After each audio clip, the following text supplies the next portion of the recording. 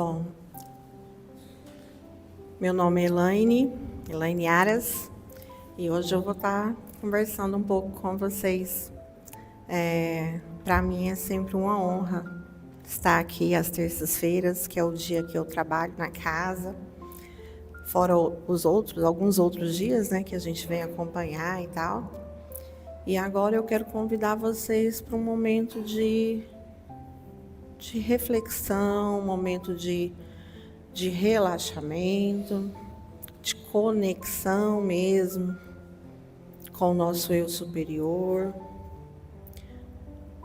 Relaxa agora os braços, as pernas, sentando confortável. Quem se sentir à vontade para fechar os olhos. Neste momento eu vou pedir para que vocês inspirem e expirem por 3 vezes, puxando o ar de forma profunda e soltando. Que essa noite venha de encontro a nós toda palavra, toda sorte, toda bênção, que a espiritualidade nos acolha, nos envolva e que nós possamos nos conectar com o nosso eu superior, com o nosso Mestre Jesus, que constantemente está ao nosso lado, mesmo nos momentos mais difíceis.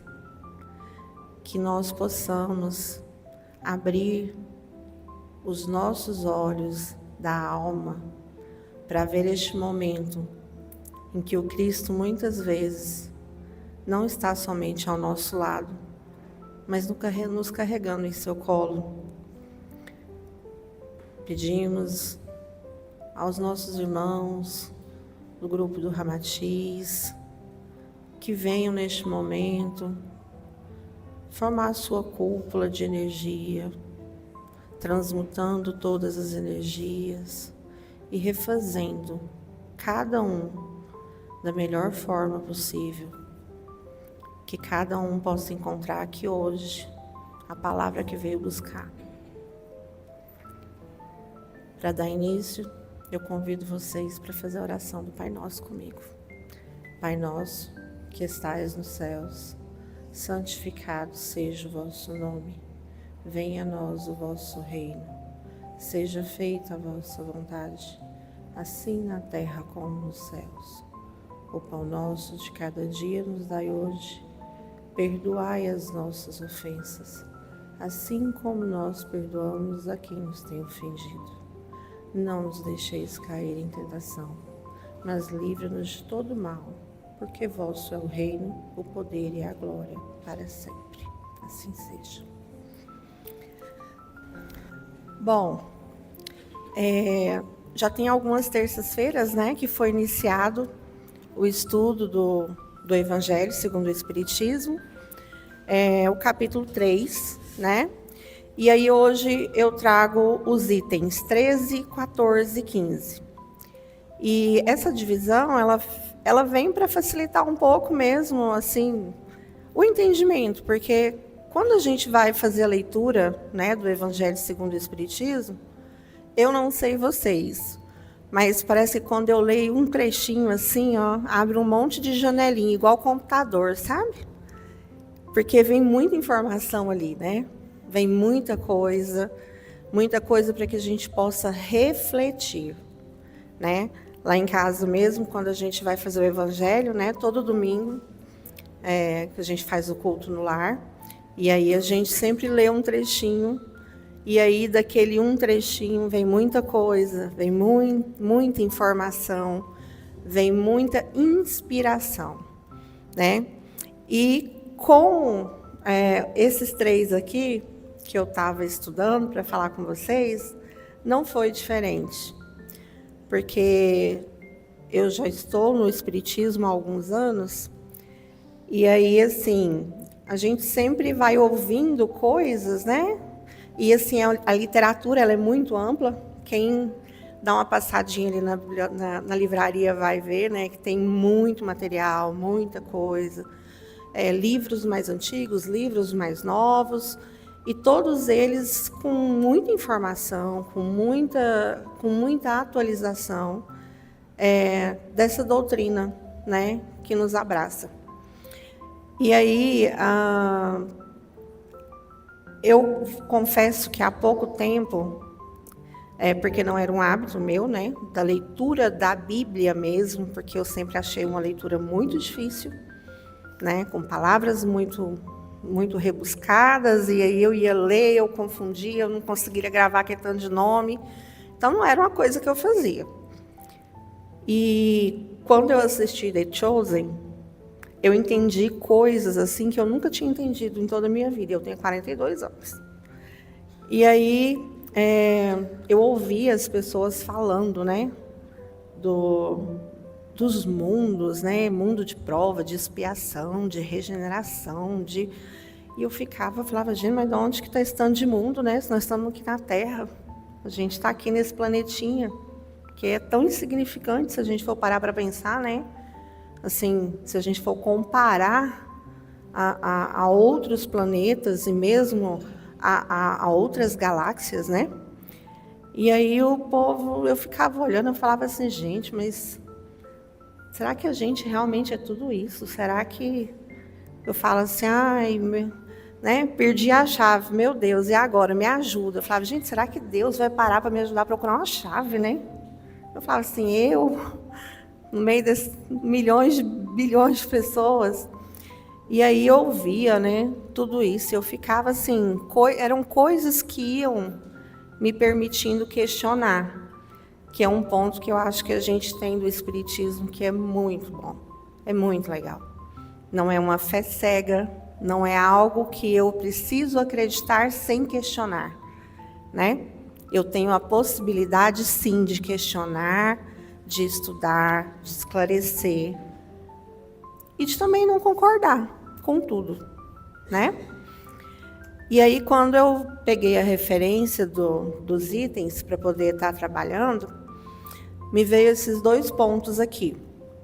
Na casa de meu pai, há muitas moradas. Se assim não fosse, já eu vou-lo teria dito, pois me vou para vos preparar o lugar. Ou seja, o Cristo, ele veio preparar, né, a seara do amor, né, do amar ao próximo. E aí, essa seara que ele preparou e deixou aqui, ela vem muito assim de encontro ao que a gente vai ver aqui hoje, né? Porque quando o Cristo chega, né, no nosso planeta, né, como o Messias, né, aquele que vem trazer a salvação, que veio para lutar, né, que tinha um exército que ia derrubar com tudo, ele chega com a outra fala de vamos amar ao próximo, vamos cuidar, vamos fazer caridade. E aí eles falam, mas como, né? Você é o Messias, você veio para trazer os seus exércitos, vamos derrotar, né, os fariseus e tal. E aí a fala dele é outra. E aí é onde acontece tanta atrocidade com ele, né? Então, quando fala que ele veio preparar o lugar, era preparar para que nós pudéssemos vivenciar aquilo que ele trouxe, né? E aí vem outra fala também aqui, que está lá no capítulo 1, tá? Também do Evangelho segundo o Espiritismo, onde fala assim que nem todos os espíritos que encarnam na Terra vão parar aí em expiação. Ou seja, nem todo mundo vem aqui para sofrer, né? Ou não? Vocês não concordam com isso? E aí a gente vai ver aqui a questão dos itens, tá? Então, no item 13, ele traz assim, sobre esses mundos, né, que a gente ouve falar em muitas literaturas, né? Muitas literaturas. E aí, lá no Evangelho, eles trazem assim, que vos direi que já não conheçais dos mundos de expiação, pois que basta considerar a terra que habitais. Ou seja, a primeira coisa que a gente precisa considerar é onde nós estamos, né? Como eu falei agorinha, nós somos bilhões de pessoas em um planeta que, em relação a outros, é pequeno. É desconsiderável. Se a gente for parar para pensar na imensidão que existe além do nosso planeta, se a gente for parar para pensar, a gente é muito insignificante. Nós somos um grãozinho de areia, né? E aí, o nosso planeta, ele não é algo que é muito recente, né? Nós já temos aqui o nosso planeta, né, em si, formação rochosa, com todo o processo evolutivo que a gente tem. Esse planeta, ele já existe há aproximadamente, né, cerca de 4,6 bilhões de anos. Então, o nosso planeta está hoje como está, né? Não é algo que começou agora. É um processo que vem acontecendo há muito, muito e muito tempo. E aí, quando ele fala sobre os mundos, né, de expiações, né, a gente vai na questão que ele coloca sobre a superioridade da inteligência, né? Que aí ele fala assim, num grande número de seus habitantes, né, esse grau, essa superioridade de inteligência, indica que ela não é um mundo primitivo, destinado à encarnação de espíritos ainda mal saídos da mão do Criador. Suas qualidades inatas são a prova de que já viveram e realizaram um certo progresso, mas também os numerosos vícios que se inclinam são o indício de uma grande imperfeição moral. Vamos parar para pensar nisso aqui um pouquinho? Quando a gente vai estudar história, que a gente começa lá no 6º ano, a primeira coisa que a gente vai estudar em história é sobre a pré-história, os homens da caverna, a arte rupestre, né? Aquela base histórica que a gente tem. E aí lá a gente vê nas imagens, né, até mesmo igual o Serranópolis, que é um sítio arqueológico incrível. E aí você vai tendo vestígios históricos, palpáveis, de que o nosso planeta não era como ele é hoje. Que houve sim uma questão de progresso, né? Progresso em termos históricos, de descoberta, de inteligência, né? E aí nós, enquanto seres humanos, muito provavelmente, né, que eu acredito, não é a primeira vez que a gente está aqui, né? Por exemplo, quando você vê, às vezes, uma criança que nunca tocou um instrumento, ela pega aquele instrumento e ela toca, como se ela já conhecesse, como se fosse algo familiar para ela. De onde que veio isso? Se essa criança nunca teve contato com aquilo, ou mesmo a questão da pintura, ou esses seres, né, que vêm, que são superdotados, dotados de altas habilidades.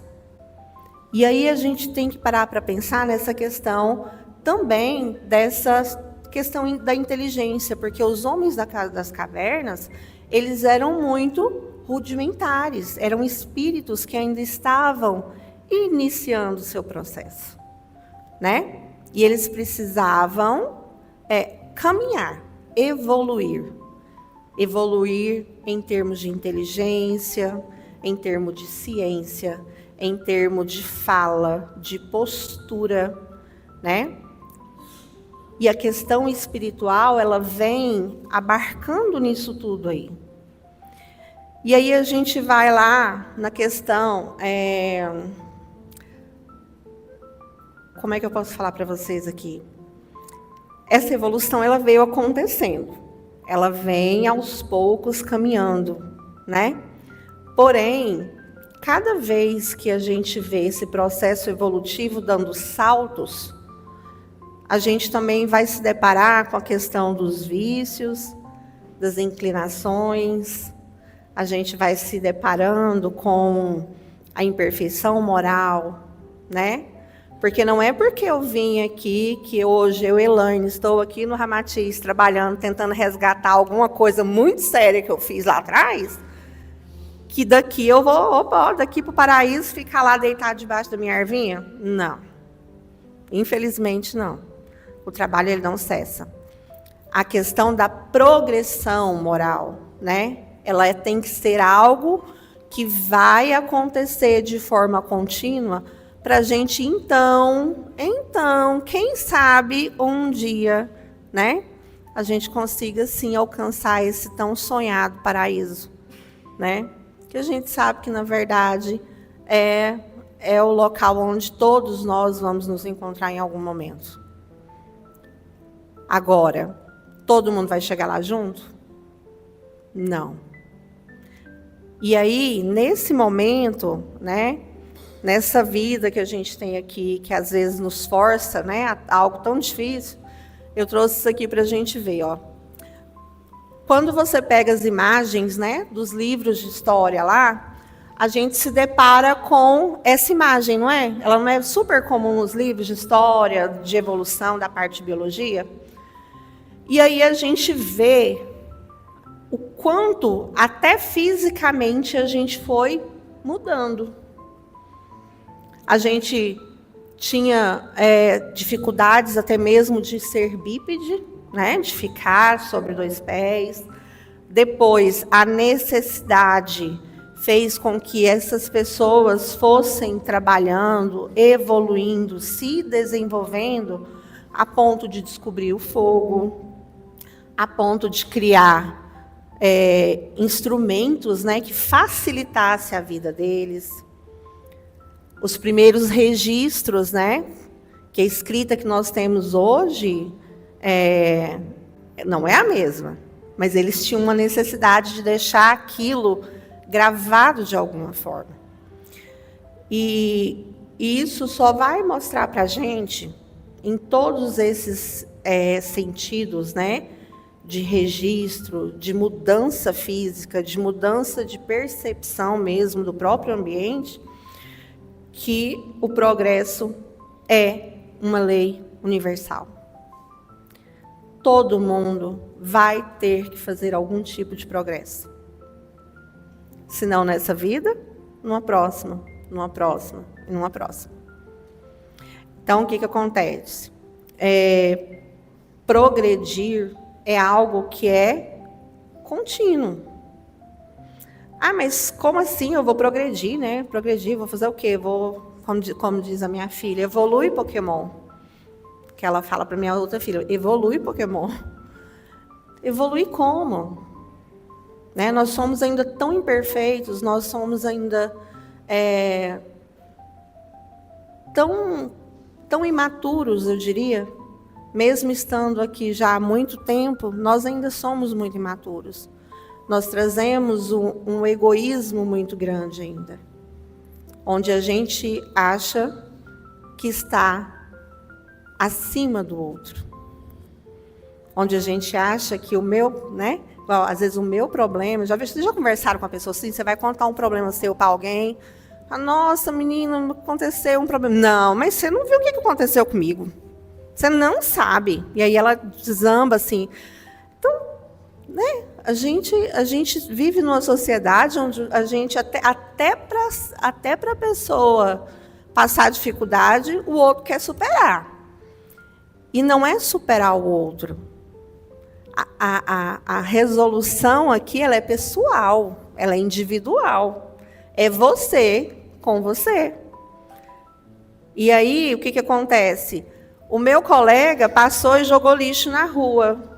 Ah, mas ele jogou, eu vou jogar? Não, é você com você. É a sua consciência. É a sua evolução moral. É a sua conduta, é a sua capacidade de olhar e ver que você precisa melhorar. Não pelo outro, não é pela sua mulher, não é pelo seu marido, não é pelo filho. Ah, é porque minha mãe me fala e me obriga e quer que eu seja assim. Não, é você com você. Sabe por quê? Da vida que a gente leva aqui, a gente não leva nada, né? Fisicamente falando, materialmente falando. E aí um dia eu escutei uma pessoa falar uma coisa e eu fiquei assim, tão pensativa. Eu falei, gente, mas isso é muito sério, né? A pessoa falou assim para mim, falou, dessa vida aqui, você fica aí morrendo de trabalhar, né? Eu sou professora, então tinha dia que eu entrava na escola às 7 horas da manhã e saía 10 horas da noite. E minhas filhas lá, né? Ou com a minha mãe, ou na escola. E aí a pessoa falou assim, você está perdendo um tempo. E dessa vida, quando você morrer, você não vai levar nada. Nem a roupa que você vai ser enterrado vai ser você que vai escolher. E eu fiquei assim, eu falei, caramba, isso é verdade, né? Então, qual é a vida que eu quero levar? Qual é a progressão moral, espiritual que eu quero ter? Né? Qual é o meu chamado para essa vida? Falei, será que lá, quando eu fui reencarnar, eu assinei um contrato que eu tinha que trabalhar das 7 às 10 da noite, dentro de uma escola, né? Cuidando dos filhos de N pessoas, enquanto as minhas estavam sob o cuidado de outra pessoa? Ou então, sábado, eu estava trabalhando na escola, enquanto meu irmão estava casando e eu não estava lá? Então, são aquelas viradas de chave que são progressão. É você conseguir enxergar aquilo que você pode mudar em você para que a sua vida seja melhor, né? Não é melhor do que ninguém, é você com você.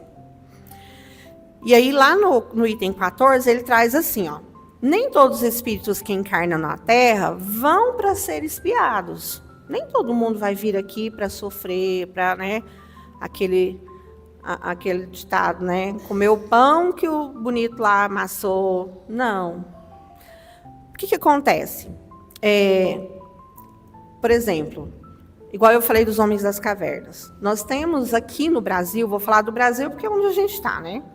Então, quando os portugueses chegaram aqui, os índios não conheciam aquelas pessoas. Aquilo que eles usavam, que eles traziam. Eram povos extremamente primitivos.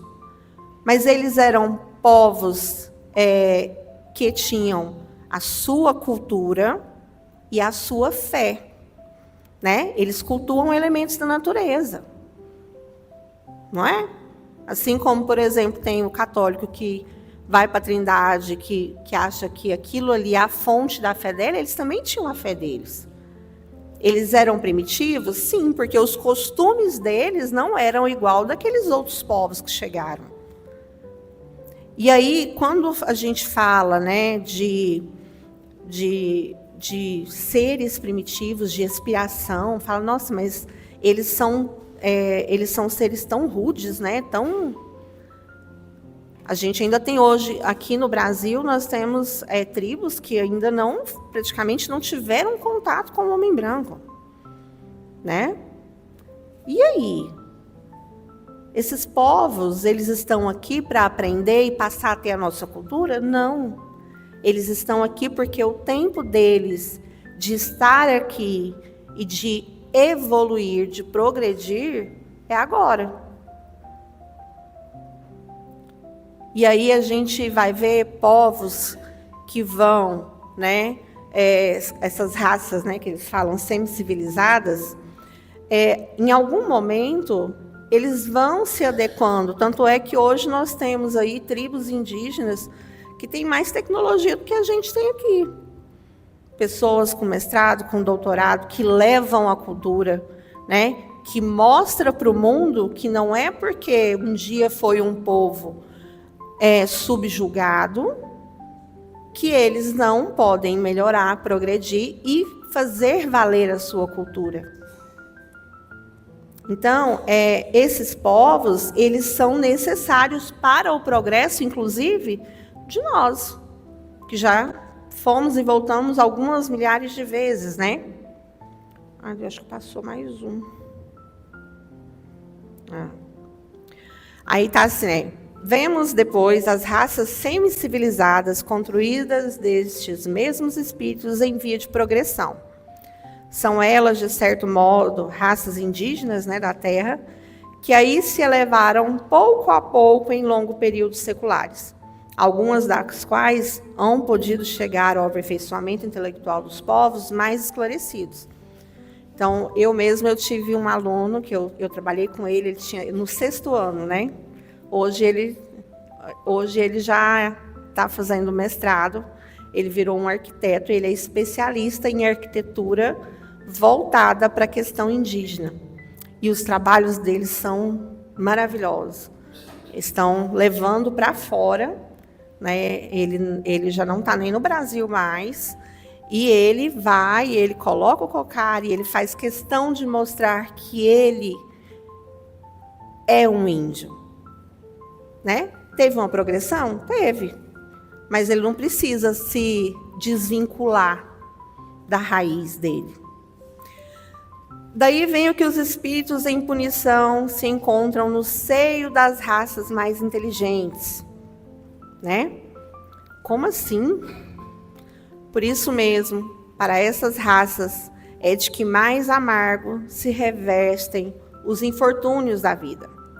É que há nelas mais sensibilidade, sendo, portanto, mais provadas pelas contrariedades e desgostos do que as raças primitivas, cujo senso moral se acha mais embotado. Eu não sei se aqui todos ou algumas pessoas tiveram já a oportunidade de ler Exilados de Capela. Já? Recomendo. É um livro assim de grande esclarecimento e que nos dá uma noção de que nós não estamos realmente sozinhos nesse plano, né? O nosso planeta, ele é um planeta que está passando por transformações. Agora eu falei, há alguns milhões de anos, né? E essa transformação, ela não vai parar. Por quê? Porque nós estamos, sim, progredindo, nós estamos, sim, mudando, nós estamos, sim, melhorando, né? A passos pequenos, sim, né? Porque às vezes você entra no carro, você entra e você senta, dá aquela respirada, faz aquela oração, fala, ô Senhor, me ajuda, né? Que meu dia hoje seja muito abençoado, né? Que corra tudo bem no meu trabalho, que não aconteça nada ruim com a minha família, me ajuda. E aí você sai, você anda 2 quadras e você dá aquela buzinada e você quer matar o outro que atravessou na sua frente. Aí você fala assim, vixe, todo o progresso que eu consegui ali atrás foi embora. Então, o nosso progresso, ele é feito a curtos passinhos. A gente tem que se policiar o tempo inteiro. A gente tem que se melhorar o tempo todo, né?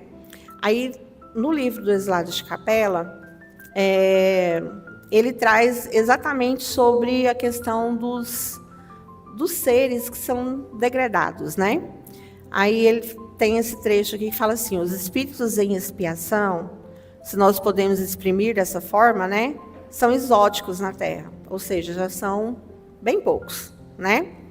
Já viveram noutros mundos, de onde foram excluídos em consequência da sua obstinação no mal. E por se haverem constituído em tais mundos, causa de perturbação para quem era bom. Tiveram de ser degradados, por algum tempo, para o meio de espíritos mais atrasados, com a missão de fazer que estes últimos avançassem, pois que levam consigo inteligências desenvolvidas e o germe do conhecimento que adquiriram. Então, Capela era como se fosse um conjunto, né? Um grupo de estrelas, e lá, digamos assim, está bem à frente da Terra em termos de evolução espiritual. E aí, o que acontece? Tinha uma galera lá, uma turminha, que insistia em permanecer no mal, em fazer o mal e em perturbar quem era bom. Alguma semelhança com a Terra hoje? Muita, né? Não é? Porque cada dia que passa, cada vez que eu assisto um noticiário, cada vez que eu vejo um jornal, um documentário, eu me pergunto aonde nós vamos parar. Porque o nível de maldade hoje que a gente tem presenciado é muito grande, né? E aí, essas pessoas, né, esses seres que estavam em capela para fim de evolução e que não conseguiu, né? Que continuava fazendo mal, que continuava em perturbação, continuava fazendo mal para quem era bom, eles fizeram o quê? Falou, opa, vocês não vão ficar mais aqui não. A gente vai mandar vocês, porque lá era bem mais evoluído do que aqui. E aí o que eles fizeram? Pegaram eles e jogaram para a terra. E aí é aquele momento em que a gente vê lá da pré-história até hoje, os saltos em termos de mudança, né? Porque é como se você tivesse assim, pré-história, dificuldade, pouco entendimento, né? Descoberta do fogo. Aí, de repente, dá aquele salto assim, onde se descobre um monte de coisa. Aí, eles já não são mais, vão morar em caverna, passa a coletar, passa a morar em outros lugares, conseguem se defender, depois eles começam a caçar, depois eles começam a domesticar esses animais, e aí vem outro salto. Então, o nosso planeta, ele passa por saltos onde, muitas vezes, esses exilados que reencarnaram, evoluíram, e como eles lá, eles tinham o germen da sabedoria, né, que a gente pode falar assim, de conhecimento, eles tinham um conhecimento aquém do nosso planeta, é onde a gente tem aquelas descobertas que você fala assim, meu Deus, como que algum dia alguém pensou nisso? Porque tem coisas que até hoje eu olho assim, eu fico por entender. De descobertas que hoje nós temos no nosso dia a dia, né? E que pessoas descobriram sem o menor recurso tecnológico. Aí você fala assim, mas como é que a pessoa pensou nisso? Porque ele já tinha conhecimento. Só que esse conhecimento ele não foi aproveitado. Então, quando ele reencarna aqui no nosso planeta, esse conhecimento, em algum momento, ele vai vir à tona. Né? Ele vai aparecer. E é aí onde a gente tem as grandes descobertas científicas que vêm acontecendo ao longo do tempo. Só olhar ali, né? Que agora a dona Marsol vem. E aí a gente vê isso acontecendo na época da Revolução Industrial. A gente vê esse crescimento industrial, a vinda de grandes máquinas, né? A transformação. Depois a gente vem para a parte de internet e tecnologia.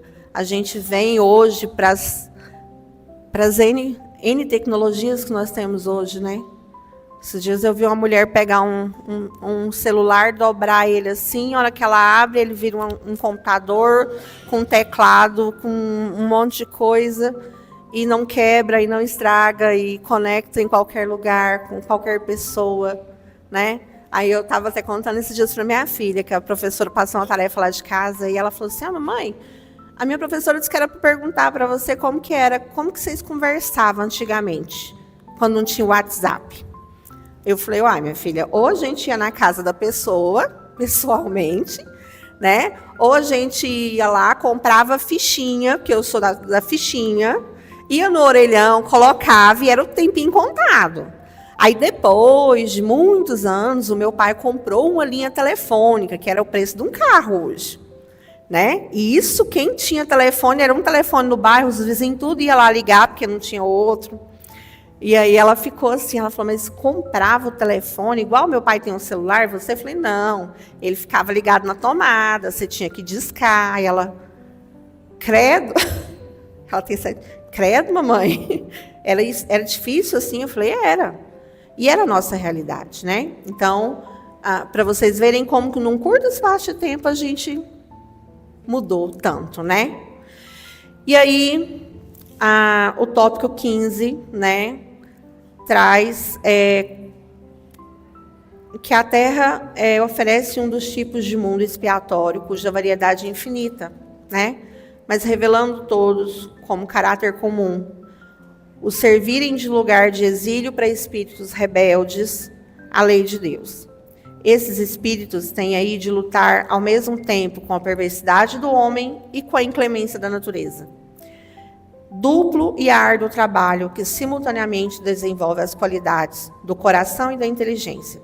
E assim que Deus, em sua bondade, faz que o próprio castigo redude em proveito do progresso do espírito. Então, pensa esses seres de capela, tão evoluídos, intelectualmente falando, vindo parar aqui na Terra, em meio a seres ainda tão primitivos, em termos de evolução. Era um sofrimento. Então, esse sofrimento ou ia fazer ele ficar melhor, ou ia fazer ele ficar pior. Mas era um processo de evolução. Era um processo de desenvolvimento, né? E Deus não faz nada sem um propósito, né? Então, isso aí fica muito claro para a gente. E que nós possamos, com base nisso aqui hoje, pensar no quanto nós podemos também evoluir e não ficar apenas em sofrimento. Que a gente possa buscar essa melhora todos os dias, sem buzinar para o coleguinha, né? Sem se irritar por coisas desnecessárias. E que nós possamos, neste momento presente, nesta vida, nesse plano encarnatório, voltar um pouquinho melhor para lá. Agora eu vou pedir para todos vocês se sentarem de forma confortável, que vocês possam, neste momento, relaxar o corpo. Coloca o pé debaixo da cadeira, chega ele para trás um pouquinho, para os nossos irmãos conseguirem chegar mais perto de vocês, para o passe. Respirando profundamente, elevando o pensamento aos nossos mentores, a Deus, a Jesus, nosso Mestre. Que cada um neste momento possa colocar na presença de Deus as suas dificuldades, as suas alegrias, agradecer, né? Que nós possamos entender que o Cristo, que o nosso Mestre Jesus, se faz presente em nossa vida em todos os instantes. Que você possa, neste momento, se conectar com a espiritualidade e colocar na presença deles tudo aquilo que te aflige, tudo aquilo que tem tirado o seu sono, na certeza, com a confiança de que tudo passa, tudo se organiza, que não há mal que dure para sempre, não há alegria que dure para sempre, e que cada um possa, neste momento, ter a tranquilidade para passar por eles.